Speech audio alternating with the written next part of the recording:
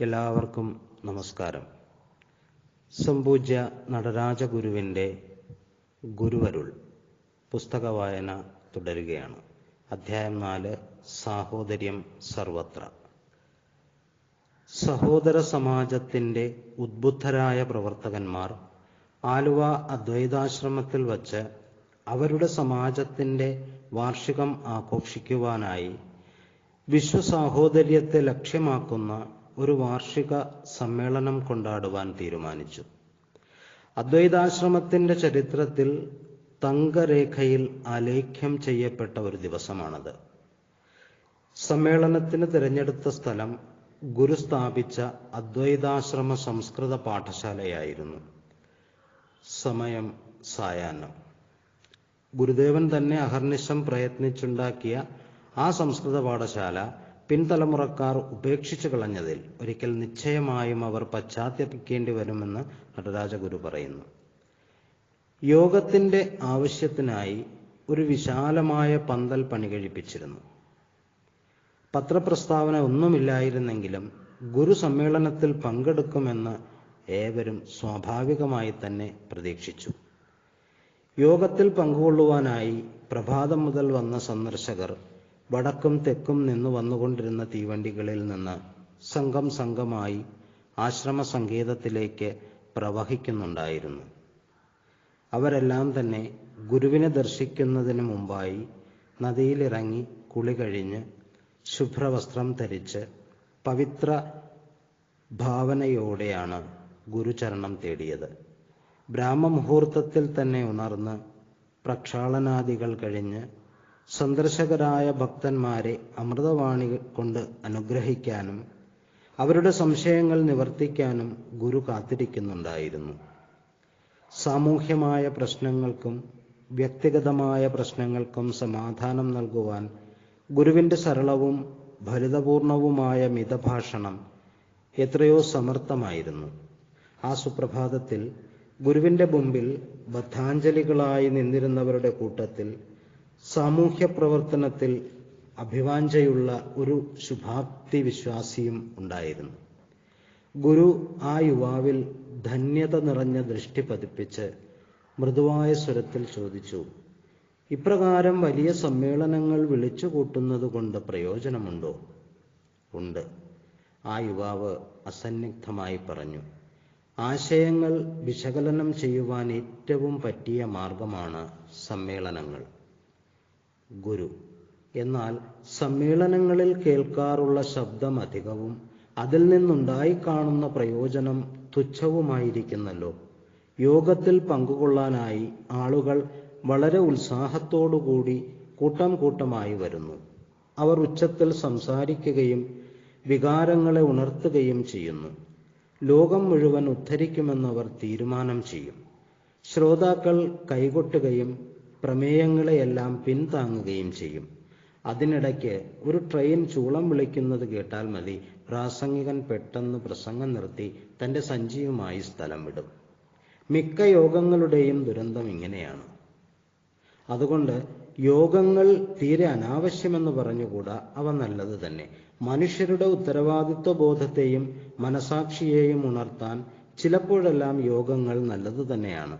നിങ്ങൾക്ക് സംസാരിക്കാമോ? ഗുരു ചോദിച്ചു. ഞാൻ ശ്രമിക്കാം, യുവാവ് വിനീതനായി പറഞ്ഞു. ഗുരു: അത് കൊള്ളാം.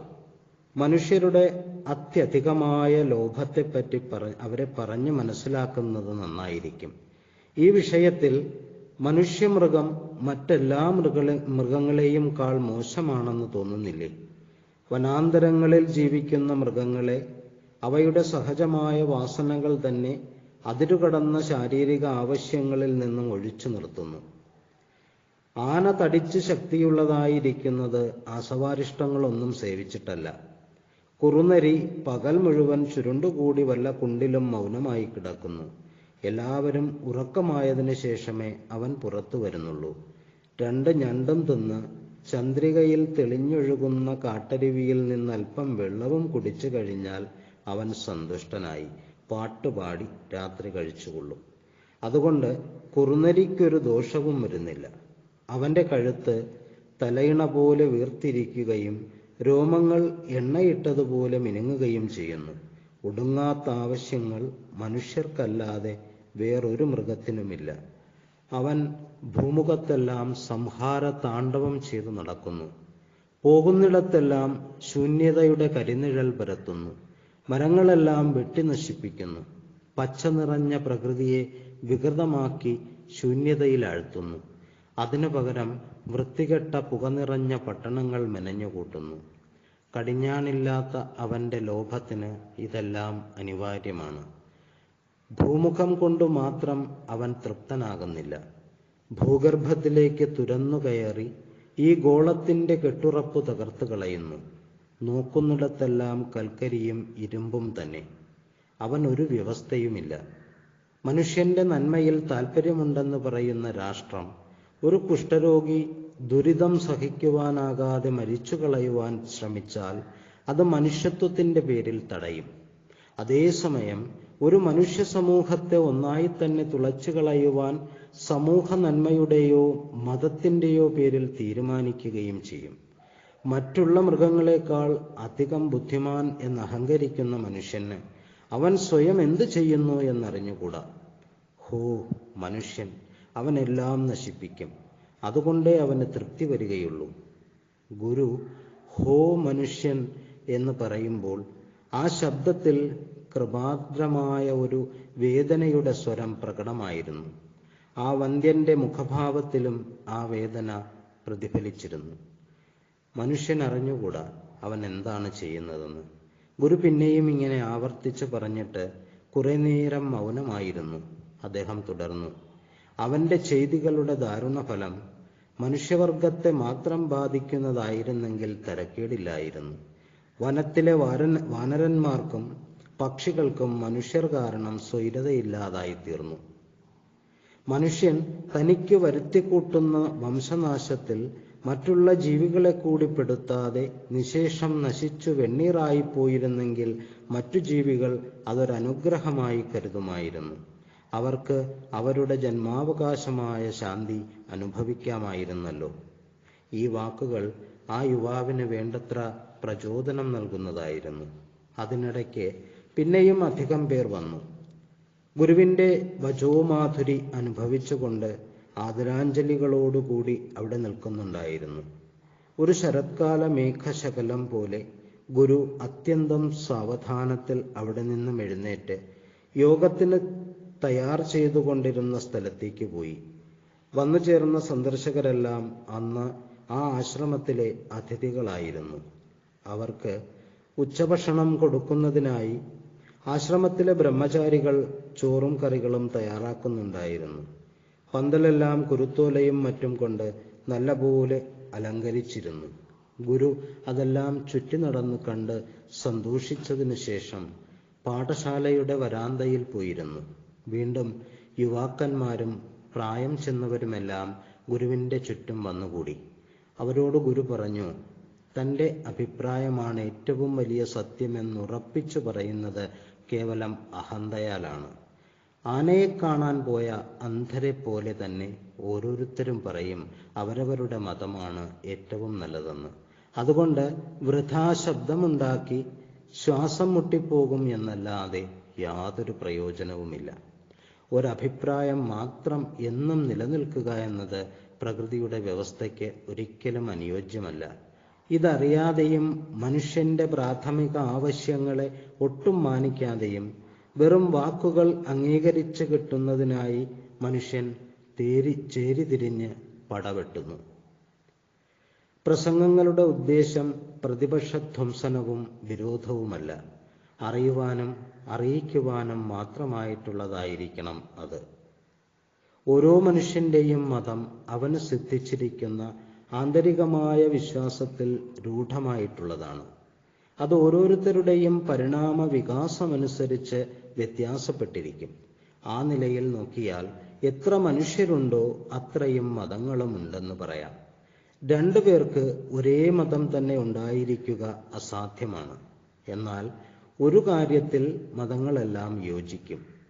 അതിൻ്റെ ഏറ്റവും മൗലികമായ ഉദ്ദേശത്തെ, സത്യവും ധർമ്മവും എല്ലാ മതങ്ങളും അനുശാസിക്കുന്നു. ഒരു പൊതു ലക്ഷ്യമാണ് ഏവരും ഉന്നമിക്കുന്നത്. മനുഷ്യർ എന്തിനാണ് വിശ്വാസത്തിന്റെ പേരിൽ അന്യോന്യം പൊരുതുന്നത്? അത് ബുദ്ധിയുള്ളവരുടെ ലക്ഷണമല്ല. എല്ലാവരും ആത്മസുഖത്തിനായി മാത്രമാണ് സദാ ശ്രമിക്കുന്നതെന്നറിഞ്ഞ് അവരവരുടെ അകതാരടക്കി ശാന്തമായി കഴിയണം. മനുഷ്യർ വേഷത്തിൽ ഭിന്നതയുള്ളവരാണ്. ചിലർക്ക് താടി വയ്ക്കുന്നത് ഇഷ്ടമാണ്, മറ്റു ചിലർ മുണ്ഠികളായി നടക്കുന്നു. വിവരമുള്ളവർ ഇതിനു വേണ്ടി ഒന്നും ശണ്ട കൂടാറില്ല. ഭാഷകളിലും വ്യത്യാസമുണ്ട്. അതുകൊണ്ട് മനുഷ്യർ ഭിന്ന ജാതികളിൽ പെടുന്നതാണ് എന്ന് തെളിയുന്നില്ല. പിന്നെ എന്തിനാണ് മനുഷ്യർ ഭിന്നത വളർത്തി കലഹിക്കുന്നത്? എല്ലാം വെറുതെ. പോരാട്ടങ്ങൾ കൊണ്ട് നാശമേ ഉണ്ടാവുകയുള്ളൂ എന്ന് മനുഷ്യൻ ഇനിയും പഠിക്കേണ്ടിയിരിക്കുന്നു. അത്രയും അറിഞ്ഞാൽ അവൻ സമാധാനമുള്ളവനായിത്തീരും. ഒരു വാഗ്മിയുടെ സാമർഥ്യമില്ലായിരുന്നെങ്കിലും ഗുരുവിന്റെ സത്യമായ വാക്കുകൾ അവിടെ കൂടിയിരുന്ന ശുദ്ധമാനസരായ സാധാരണക്കാരുടെ ഹൃദയങ്ങളെ അത്യന്തം സ്പർശിക്കുന്നവയായിരുന്നു. വളരെ കാലമായി ആ മനുഷ്യസ്നേഹിയുടെ ഹൃദയത്തിൽ തളം കെട്ടിക്കിടന്നിരുന്ന ആശയങ്ങൾ ഇടയ്ക്കിടയ്ക്ക് മൗനത്തിൽ ലയിച്ചു പോകുന്ന ചെറിയ വാചകങ്ങൾ വഴി അങ്ങനെ ജനഹൃദയങ്ങളിലേക്ക് ഒഴുകിച്ചെന്ന് അവരെ ഉദ്ബുദ്ധരാക്കുന്ന അനുഗ്രഹങ്ങൾ ചുരിഞ്ഞ് മനുഷ്യൻ സ്വന്തം ആപത്തിനായി മെനഞ്ഞുകൂട്ടിയ എല്ലാ സാങ്കല്പികങ്ങളായ വിഭാഗങ്ങളെയും മറകളെയും ഗുരു അസന്നിഗ്ധമായി നിഷേധിച്ചു. ഇന്ത്യയിലെ പൈശാചികമായ ജാതി പ്രശ്നത്തിന് ഒരു മറുമരുന്നായി ഗുരുവിന്റെ സ്വന്തം കൈകൊണ്ടെഴുതിയ ഒരു സന്ദേശം യുവാക്കന്മാരായ അനുയായികൾ അച്ചടിപ്പിച്ച് അന്നത്തെ യോഗത്തിൽ വിതരണം ചെയ്തു. അതിപ്രകാരമാണ്: മനുഷ്യരുടെ വേഷം, ഭാഷ മുതലായവ എങ്ങനെയിരുന്നാലും അവരുടെ ജാതി ഒന്നായതുകൊണ്ട് അന്യോന്യം വിവാഹവും പന്തിഭോജനവും ചെയ്യുന്നതിന് യാതൊരു ദോഷവുമില്ല. നാരായണ ഗുരു.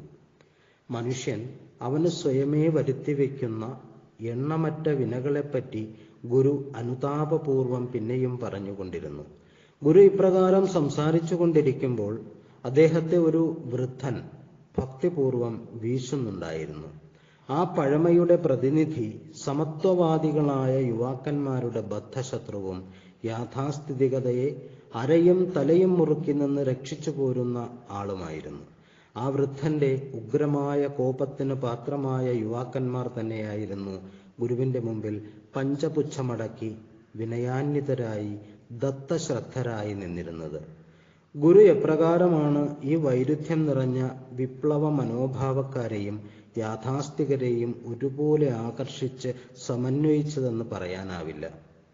തമ്മിൽ പൊരുതുന്ന ആ രണ്ട് സംഘങ്ങളുടെയും മധ്യത്തിൽ നിന്നിരുന്ന ഗുരുവിന്റെ ദർശനമാത്രയിൽ തന്നെ അവർ വൈരം മറന്ന് ഒരുപോലെ ഗുരുവിൽ അനുരക്തരായി തീർന്നു. അങ്ങനെ ഗുരു തന്നെ എന്നും അത്ഭുതാവഹമായ ഒരു സമന്വയ രഹസ്യമായി പ്രകാശിക്കുന്നു. പ്രേമം കൊണ്ട് മാത്രം അദ്ദേഹം ഏവരുടെയും സമാധാന ദൂതനായിത്തീർന്നു. എന്നാൽ താത്വികമായ ദൃഢനിശ്ചയത്തിൽ നിന്ന് ഗുരുവിനെ ഒരിക്കലും വ്യതിചലിപ്പിക്കുവാൻ ആർക്കും കഴിഞ്ഞിട്ടില്ല. മധ്യാഹ്നമായി. ഗുരു സാവധാനം എണീറ്റ് നദീതീരത്തുള്ള തൻ്റെ ആശ്രമത്തിലേക്ക് പോയി. ചില ബാലന്മാർ പന്തലിന്റെ പ്രവേശനദ്വാരം അലങ്കരിക്കുന്നത് കണ്ട് ഗുരു തിരിഞ്ഞു നിന്ന് അവരോട് പറഞ്ഞു: ഒരാനത്തലയുടെ അത്രയും വലുപ്പത്തിൽ ഓം എന്നെഴുതി ആർച്ചിന്റെ മുകളിൽ വയ്ക്കണം. അതിൻ്റെ കീഴിൽ സാഹോദര്യം സർവത്ര എന്നും എഴുതണം. വായന ഇന്നിവിടെ നിർത്തുന്നു. നന്ദി.